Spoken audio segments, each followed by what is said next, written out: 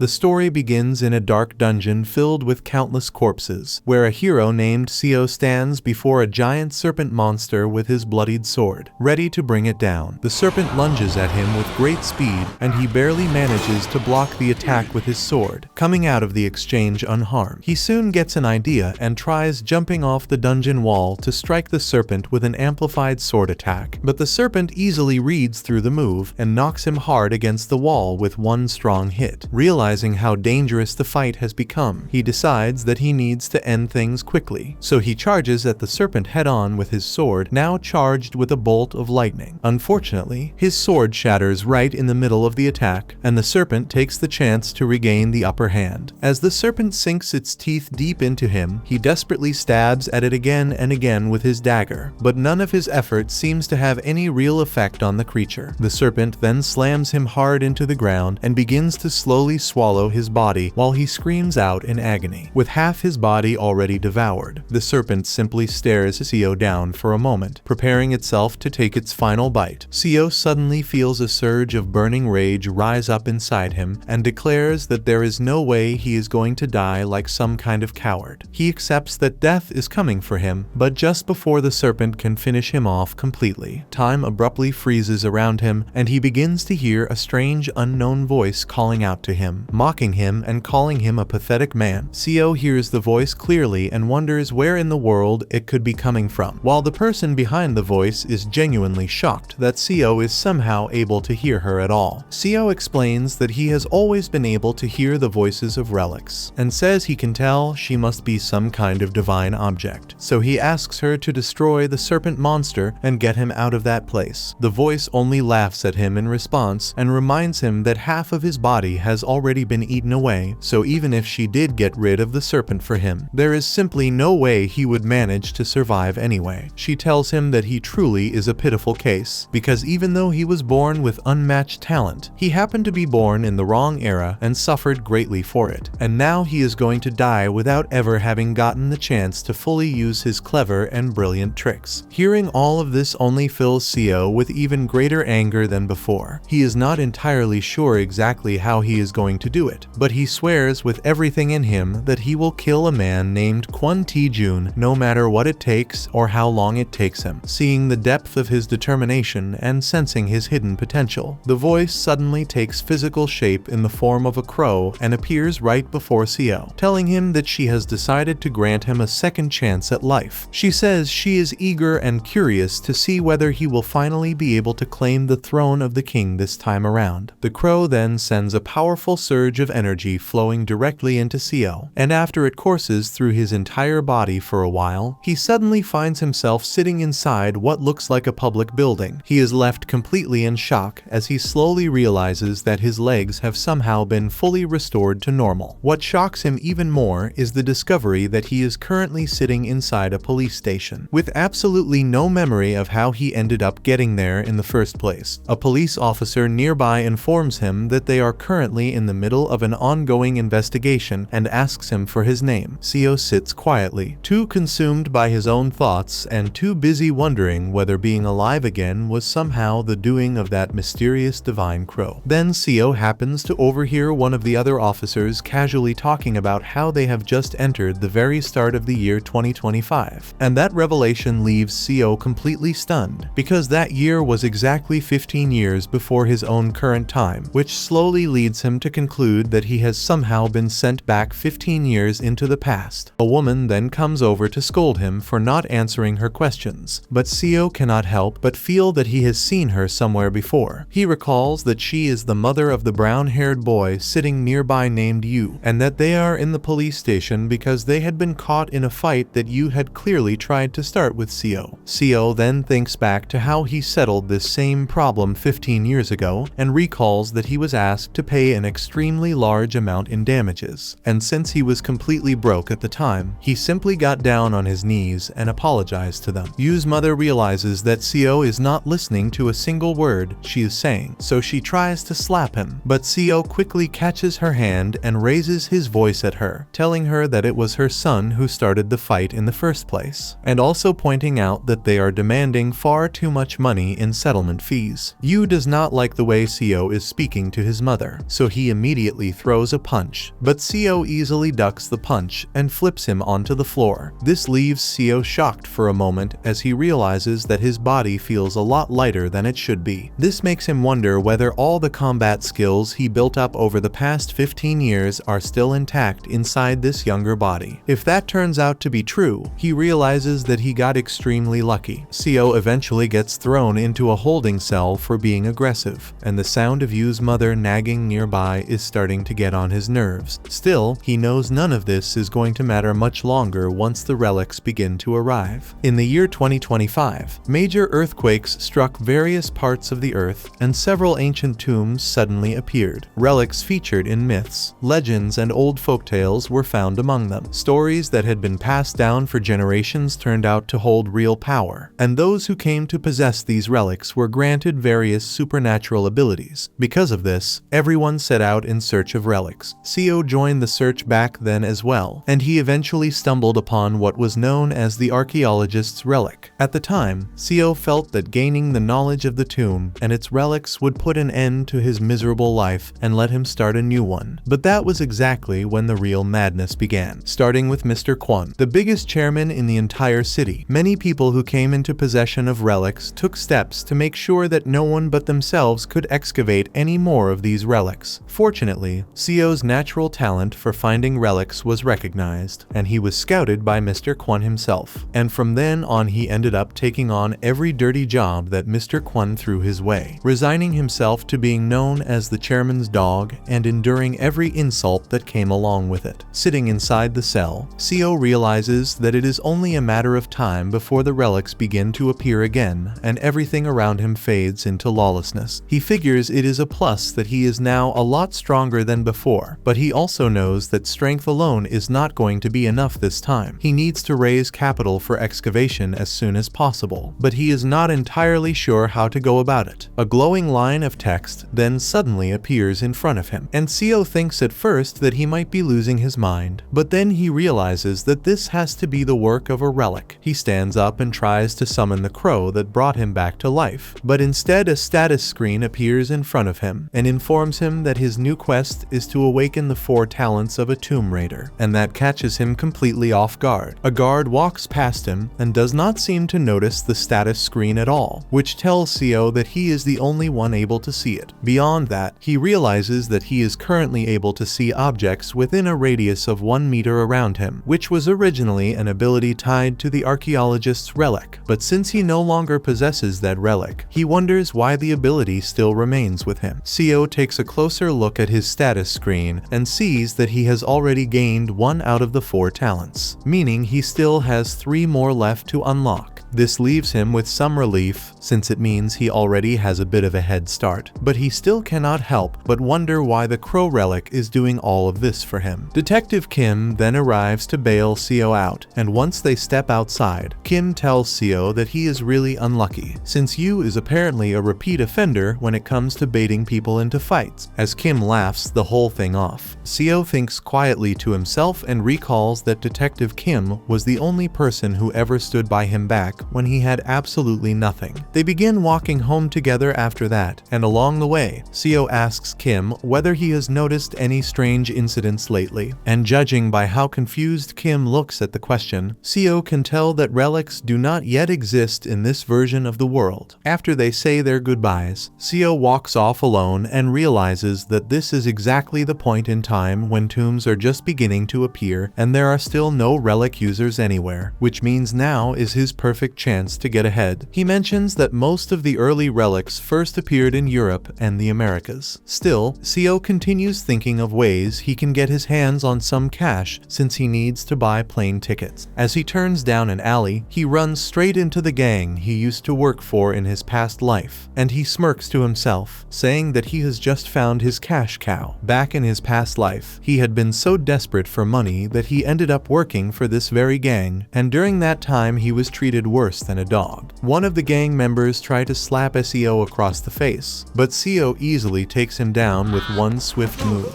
CO then turns to speak to the rest of them, telling them that he is quitting and that all they need to do now is pay him the outstanding wages and severance pay that he is owed. But the gang refuses to back down and charges straight at CO. Though Seo easily uses his martial arts skills to take them down one after another. The gang members are utterly shocked by Seo's abilities, since he had always been seen as hopeless when it came to fighting. After a while, Seo notices that his hands are starting to shake, so he decides to wrap things up quickly. At a certain point, the only person left standing is the gang boss, and desperate to take Seo down, he pulls out his special blade and gets ready to charge at him. Seo immediately spots the blade and can tell right away that it is a relic. He is not entirely sure why something like that already exists this early into the apocalypse, but he is certain of one thing, that it is going to be his for the taking. Seo snatches the blade from the gang boss and decides to show the rest of the gang what it can really do. The weapon gives him a huge boost in both speed and strength, allowing him to defeat the gang members in just a few seconds. After leaving several of them with stab wounds, the remaining members lose all their courage and just want to leave and go home. Meanwhile, at the Zhang Gallery, the woman in charge gets a call from her subordinate. He explains that Seo suddenly became incredibly strong, beat all of them, stole every yen in their account, and even took the Buddha statue. Furious, she calls him an idiot and orders him to get the statue back immediately. At the same time, Seo walks through town while carrying the Buddha statue, wondering what he should do with it. Earlier, he visited a pawn shop, but the broker told him the statue was basically worthless. Even so, Seo doesn't believe that. After seeing how desperate the gang boss, Erai, was to get it back, he's convinced it has to be valuable. Seo uses his appraisal skill and discovers that there's a strange substance hidden inside the statue. He uses the blade to carefully cut it open and finds a small bottle filled with a mysterious liquid. A wide grin spreads across his face as he realizes he really avoided making a huge mistake by not selling it to the pawn shop. Back at the gallery, Detective Kim arrives with Erai in handcuffs. He tells the CEO that the police received a report about illegal drugs being sold there. The woman immediately denies everything, insisting that they only deal in artwork. However, Detective Kim tells her to stop pretending because the police have already found the evidence inside their warehouse. She is shocked that the police even know the warehouse exists, but she quickly calms herself, believing there's nothing to worry about since every room inside is protected by a password. Just then, one of the officers speaks through Kim's walkie-talkie and reports that they searched every room in the warehouse and discovered large amounts of drugs. The woman is completely stunned. Every room was supposed to be locked behind a password, so she can't understand how the police got inside. Before she's taken away, Detective Kim holds his phone next to her ear. On the other end is Seo, who tells her it was pretty foolish not to change the passwords from time to time. The moment she hears his voice, she realizes it was Seo all along and angrily shouts his name as the officers escort her away. While walking home, Seo receives a message from Detective Kim, letting him know that the 10 million yen reward for his tip will be sent to him soon. With his starting money finally secured, Seo decides it's time to head home, get some sleep, and prepare for tomorrow, because that's when the tomb hunt will finally begin. However, he's met with a huge surprise. A mysterious tomb has appeared right where his house used to stand. Seo carefully moves closer and overhears a CIA agent named Linda talking to someone. She says they're lucky that nobody has realized the strange structure is actually a tomb, which is why they plan to blow it open first thing tomorrow morning. A moment later, Linda suddenly runs into Kenshi, a member of the Japanese excavation team. Because of their past, she immediately calls him a thief, but Kenshi fires back, telling her not to act innocent because they both know exactly what they're really after. Seo quietly listens to their conversation and learns that they intend to use explosives to force their way into the tomb. Hearing that is enough for him to realize that there still aren't any real experts who understand how dangerous these tombs truly are. Seo sees this as good news because it means he's currently the most experienced person around. Suddenly, strange red markings begin spreading across the ground. Seo immediately recognizes them as tomb glyphs. These ancient writings contain important information about the tomb. Anyone who can read them can discover where the entrance is hidden and also learn the locations of dangerous traps before stepping inside. Seo carefully studies the glyphs, and almost instantly his system activates. A notification appears, announcing that he has gained the linguistics skill. This new ability greatly improves his understanding of every language. Thanks to the skill, the strange symbols suddenly become easy to read. After examining the writings for a moment, Seo quickly figures out where the entrance is located. With Without wasting any time, he activates the hidden entrance and slashes at it with his blade. The moment his attack lands, a massive explosion bursts into the sky, sending a powerful shockwave through the area. The loud blast immediately catches everyone's attention, including Linda's and Kenshi's. Both of them quickly turn toward the source of the explosion and realize something unbelievable is happening. The entrance to the tomb is opening all by itself. Afraid they'll miss their chance if it closes again, they sprint toward it as fast as they can before jumping inside. Meanwhile, Seo calmly continues deeper into the tomb. After walking for a while, he arrives at a mysterious pond that he instantly recognizes from his memories of the future. He already knows exactly what lies beneath the water. If a relic is dropped into the pond, it will awaken the serpent that has been sleeping there for countless years. Without any hesitation, Seo throws his blade into the water. The peaceful pond immediately begins to shake as large waves spread across its surface. Moments later, the giant serpent slowly rises from the water, opening its eyes after its long slumber. It welcomes its newest visitor before opening its enormous mouth. Inside are two high-grade relic weapons. The serpent asks Seo which of the weapons he lost. Seo already knows this is nothing more than a test. In the future, many greedy tomb raiders failed because they lied and claimed one of the valuable weapons belonged to them. The serpent would immediately punish anyone who answered dishonestly. Remembering that lesson, Seo calmly tells the truth and says that neither weapon belongs to him. The serpent is pleased by his honesty. It praises Seo before presenting him with his real blade instead. Everything appears to be going exactly as expected. Seo politely asks if he can take a closer look at his weapon. The serpent lowers its guard for just a brief moment. Instead of accepting the reward peacefully, he suddenly attacks. He grabs his blade and slashes the serpent without warning. The giant creature lets out a painful scream and asks him why he would attack after successfully passing the trial. Seo doesn't hesitate to answer. He explains that he doesn't trust relics at all. Just because someone passes a relic's trial doesn't mean they'll receive a fair reward. There is always the possibility that the relic has other intentions. Seo even remembers hearing about another tomb raider who successfully completed a relic's trial, only to be driven insane afterward and turned into a serial killer. After hearing stories like that, Seo has no intention of taking unnecessary risks. If there's even the slightest chance the serpent could betray him, he'd rather eliminate the threat now. The serpent becomes furious and charges straight toward him. Seo reacts immediately by jumping high into the air before driving his blade deep into the serpent's body. Another painful roar echoes throughout the chamber. Even after suffering such a heavy wound, the serpent refuses to fall. Knowing ordinary attacks won't be enough, Seo activates his dominance technique. A powerful surge of energy flows from his body directly into the serpent. The creature screams once again as the technique begins forcing its will into submission. Dominance is a special ability that allows its user to force a relic into obeying commands. It stands in complete opposition to affinity, which allows someone to control a relic by building trust with it instead. However, neither of those methods is considered perfect. The ideal relationship between a relic and its owner is known as compatibility, where both sides naturally understand each other and fight together as one. It's often compared to the connection between a skilled musician and their favorite instrument, even with dominance continuously affecting it. The serpent stubbornly refuses to surrender. It continues struggling with all of its strength, trying to resist Seo's control. Seeing that it still refuses to submit, Seo decides to put everything into one final attack. He pours even more power into his dominance technique while channeling it directly through his blade. The energy tears through the serpent's body, causing it to cry out again and again. The battle continues for several more moments before the creature finally reaches its limit. Seo's dominance technique eventually succeeds in completely exorcising the serpent. With the trial finished on his own terms, Seo officially claims the serpent as his newest relic. As a reward, he receives a gold axe and a silver axe. A system notification immediately appears, showing that his overall stats have increased once again. Seo takes a few moments to look over the improvements, satisfied with the results of his gamble. Not long afterward, Linda and Kenshi finally reach the pond, believing they know how the trial works. They copy the same method by dropping a relic into the water. However, nothing happens. The pond remains completely still. Both of them stare at the water in confusion, unable to understand why the trial isn't beginning. Neither of them realizes that Seo has already completed it, and claims claimed the relic for himself. Before they can investigate any further, the entire cave suddenly begins shaking violently. Large cracks spread across the walls as huge pieces of rock start falling from the ceiling. Realizing the tomb is collapsing, Linda and Kenshi immediately abandon the trial and run toward the exit as fast as they can, barely escaping before the passage is completely sealed. Elsewhere, back at the gallery, the remaining gang members are still furious. Their boss has been arrested, their drugs have been seized, and everything they worked for has fallen apart because of Seo. One gang member named Noboru clenches his fists and swears that he'll make Seo pay for everything he's done. Just then, his phone rings, and he's shocked to see the caller is Seo himself. The moment Noboru answers, Seo tells him to forget the greetings and get straight to business. He wants Noboru to gather the rest of the gang because he has a job for all of them. Seo explains that his next target is Mida's, the world's largest secret auction house located in Las Vegas. He believes the auction house holds valuable information that could help him prepare for future events. If he can gain access to it, he'll have a major advantage over everyone else. He orders Noboru and his men to attend this month's auction, purchase a few specific items, and keep watch for a man named Jack Kamen, better known as JK. However, Seo quietly thinks to himself that Jack Kamen isn't actually Ogawara's real alias. Noboru quickly points out that getting into Midas is almost impossible. Only extremely wealthy and influential people are allowed inside. Seo simply tells him not to worry about the expenses. He promises to pay them well for completing the job. Then, with a calm voice, he reminds them that refusing isn't really an option. They can either accept the mission or let him beat them up all over again. Remembering how badly Seo defeated them before, Noboru and the others instantly decide that taking the job is the much better choice. The following day, Seo prepares to continue hunting relics. Before leaving home, he glances across the street and notices a news broadcast playing on a large television. The news reporter announces that a fourth unexplained murder has taken place. According to the report, the suspect attempted to commit suicide by setting themselves on fire. Hearing that, Seo immediately realizes everything is unfolding exactly the same way it did before the tombs first appeared in the future. The timeline hasn't changed as much as he hoped. As Seo continues walking, he accidentally bumps into Kenshi, who immediately recognizes him. Seeing Kenshi here tells Seo something important. If Kenshi has appeared in this location, then another tomb is almost certainly about to reveal itself. Seo also notices that Kenshi is carrying a relic. However, it's obvious that he's still inexperienced because he isn't even trying to hide the relic's aura. Anyone with enough experience could easily notice it. Kenshi is still angrily shouting at Seo for bumping into him when the ground suddenly begins to shake beneath their feet. Seo immediately understands that another tomb is manifesting. Without saying another word, he immediately runs toward the source of the disturbance, determined to reach it before anyone else. At almost the same moment, Kenshi's phone begins ringing. Expecting a normal update, he answers without thinking much about it. Instead, his associate delivers shocking news. The Korean man carrying the golden and silver axe has been spotted nearby. The instant Kenshi hears those words, everything suddenly makes sense. He finally realizes that Seo has been the mysterious man from the prophecy all along.